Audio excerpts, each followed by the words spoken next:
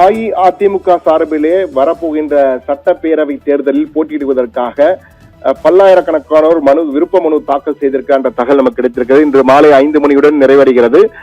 கடந்த 15ஆம் தேதி தொடங்கி இன்றுடன் 9 நாட்களாக இந்த விருப்ப மனு தாக்கல் என்பது தொடர்ந்து நடைபெற்றுக் கொண்டிருந்தது.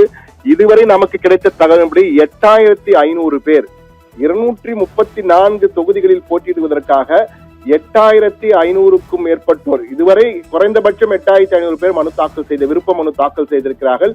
இதிலே கட்சியின் பொதுச் செயலராக இருக்கக்கூடிய எடப்பாடி பழனிசாமி தங்கள் தொகுதியில் போட்டியிட வேண்டும் என கூறி 1000க்கும் மேற்பட்டோர் விருப்ப மனு தாக்கல் செய்திருப்பதாகவும் நமக்கு தகவல் கிடைத்திருக்கிறது. எனவே 9 நாட்களில் போட்டி போட்டுக் கொண்டு என்றால் ஆட்சி மாற்றம் ஏற்படும் என்ற நம்பிக்கையில் இவர்கள் சாறை சாறையாக வந்து அந்த விருப்ப மனுக்களை கொடுத்திருக்கிறார்கள்.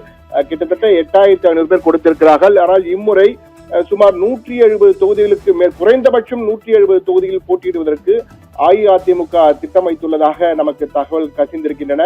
அது மட்டுமல்ல, என்டிஏ கூட்டணியில் அதிமுக தலைமையில் தான் தமிழகத்தில் என்டிஏ கூட்டணி அமைக்கப்பட்டிருக்கிறது.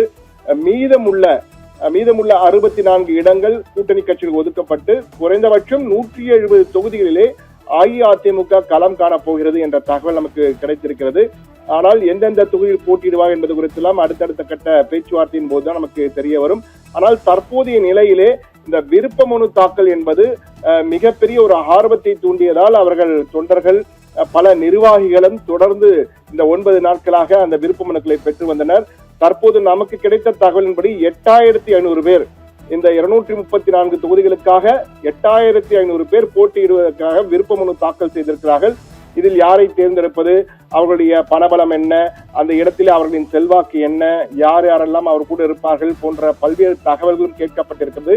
இவை அனைத்தையும் ஆராய்ந்து இதற்காக ஒரு கமிட்டி அமைக்கப்பட்டு அந்த கமிட்டி எந்தெந்த தொகுதியில் யாரெல்லாம் போட்டியிடுவதற்கு தகுதியானவர்கள் என்று முதல் 3 இடங்களில் உள்ளவரை தகுதியை தேர்வு செய்தார்கள்.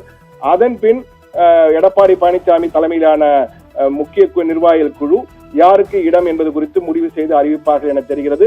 ஆனாலும் அஇஅதிமுகவினர் எதிர்பார்த்தை விட அதிக அளவு இந்த முறை விருப்ப மனு தாக்கல் செய்திருக்கார் என்ற தகவல் அஇஅதிமுக தலைமையக வட்டாரங்கள் நமக்கு கிடைத்திருக்கின்றன.